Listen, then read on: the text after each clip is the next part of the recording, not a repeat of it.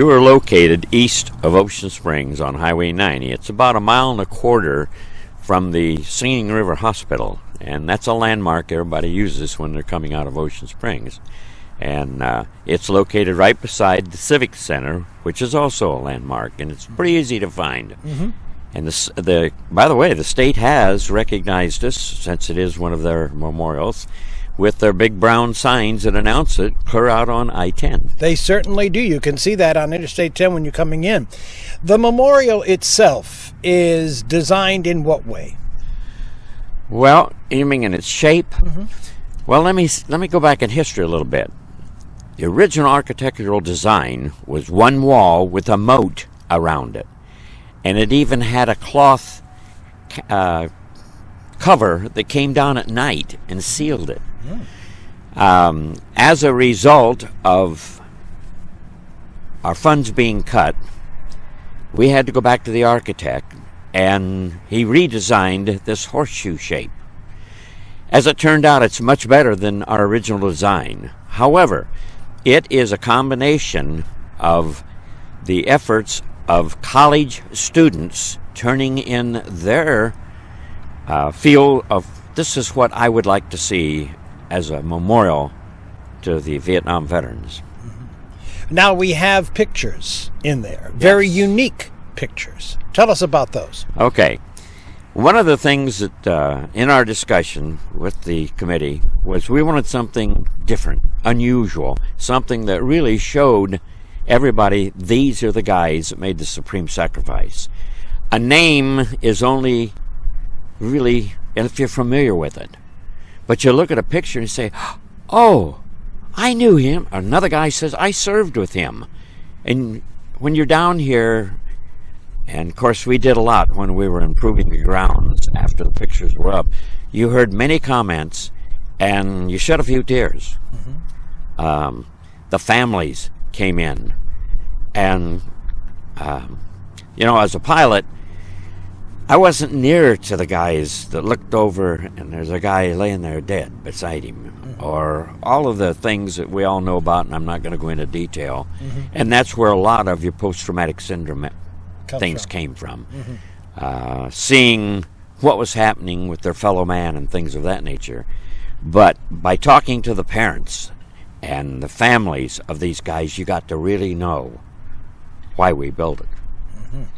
Something also unique, because you're in different phases with the particular memorial. You've added this special submarine exhibit, outdoor exhibit. Tell us about that. Well, we're very fortunate because these guys and gals are great. And they came in and said, we're looking for a memorial. We're looking for a position. And, of course, we cross-checked with the city and things of that nature. But the committee said, yes, that would add to what we're all about out here. And these people have come in, made a beautiful little memorial of their own, and supported us 100%. They come to our meetings. They help with the publicity even by having their memorials out here, their services and things. And they've become quite popular here on the Gulf Coast. Prior to that, nobody hardly heard of them. So it worked out beautiful for both, a win-win. Okay. And, now the mast that we see. Okay. Now where does that come from? Well, that was something that some of the guys got together and said, we can have this mast. And several of them got together and said, let's see what we can do. Let me tell you, the Seabees, located in Gulfport, are responsible for much of this memorial. Right from the get-go, putting in the foundation, establishing even the foundation for a helicopter.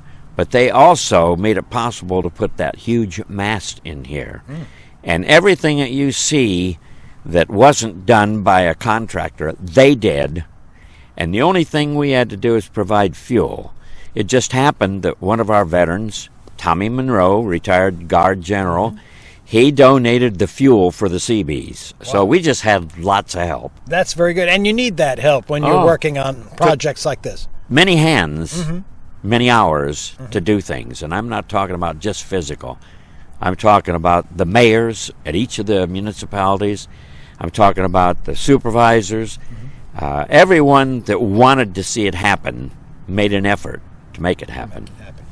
I want to talk about the helicopter because Okay. people have seen gazillions of these helicopters. This helicopter is synonymous with Vietnam. Let's talk about it.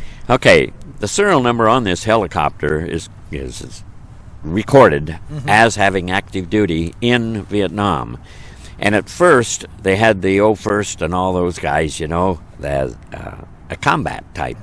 Well, this one went in and out in a hail of fire because it's a Red Cross or a medic helicopter. And so we had to change the symbol on it. But the paint, we eventually got through the CBs, and it's the original paint that they painted the helicopters on during the Vietnam era. My goodness. And it's due again. And it does take money to keep this up. Oh, yes, sir. And I want to make sure that people realize that you don't get every bit of money that you need from the state. Oh, no. As a matter of fact, we don't receive anything from the state anymore. We're working on that, but, you know, it's a bad time to try to ask government for some money. But all of our money is through, basically, we're selling something because you are allowed, I think, something like $25,000 in donations and everything, or 600 locally like this. We just went through that with the Secretary of State and IRS, and there's different limits. Right. But at any rate, everything we do, there's you can call it a donation, but they're buying a brick. Yes. You can call it a donation when they put the picture up, but we have to use earned money to do this. And even though we're a 501(c)(3), there's so many different restrictions you must adhere to that we limit ourselves. And I'd like to say, oh yeah, we can receive all sorts of contributions. Not true. You would think with a 501(c)(3) you could, but there's restrictions. What about the pictures themselves? Are you still looking for pictures? Absolutely. We've got, I believe he said 68 we still have to get.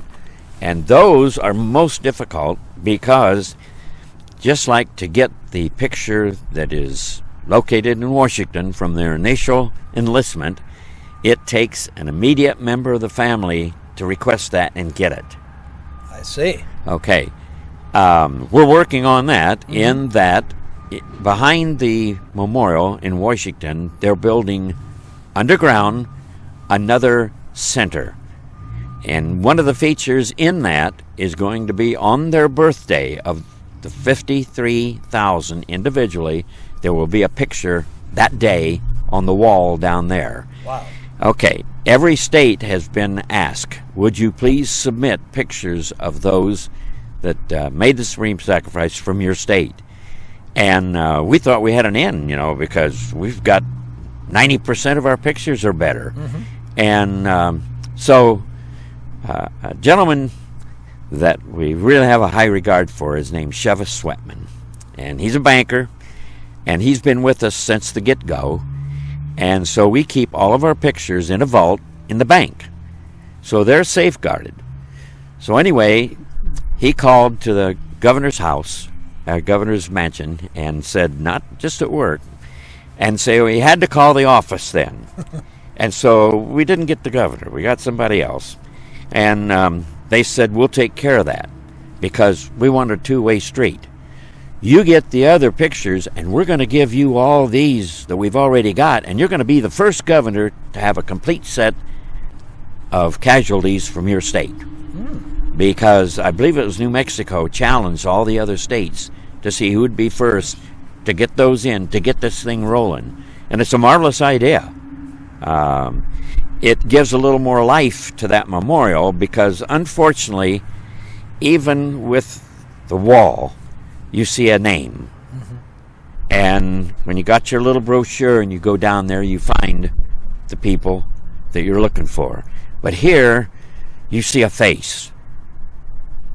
And unfortunately, we couldn't get up-to-date pictures. We have some that the only picture the family had, high school. And you probably noticed that as you walked through. Right. So we're very fortunate. We've got a lot of people helping us every day.